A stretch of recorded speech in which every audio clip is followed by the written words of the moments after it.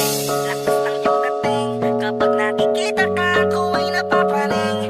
Bawat kilig. Cari amici, ben ritrovati. Eventi del Territorio quest'anno ritorna a Valdobbiadene. Siamo in località Precenci, siamo alla locale Festa Paesana.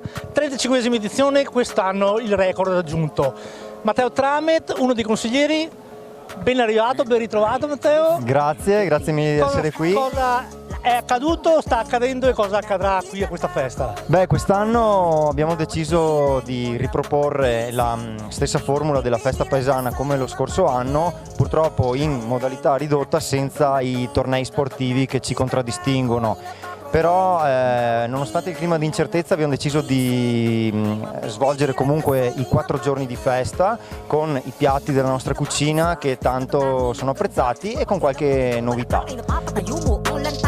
Halaman sa katunayan, madalas nakatitig sa iyong larawan. Ang dami naman yung iba, pero ewan ko ba ikaw ang hinahangaan. Di mo na kailangan ng crown ni Catriona, at maging neneng di pa ang iyong katawan. La gente sta affluendo, vediamo dietro di noi, il suo telefonino fino a poco fa squillava che era un piacere, adesso sta vibrando, ma 2 secondi per fare questa intervista ce la lascia. Piatti tipici di questa festa, Matteo? Sì, allora la nostra cucina si contraddistingue dalla frittura di pesce alla carne alla griglia, gnocchi, abbiamo quindi primi e secondi e anche dei piatti freddi, delle novità per l'estate. I telespettatori purtroppo questa edizione se la salteranno. Prossimo anno, prossimo appuntamento quale sarà qui a Precenci? Allora, sicuramente noi con la testa siamo già a luglio dell'anno prossimo per la festa paesana, 36esima edizione l'anno prossimo.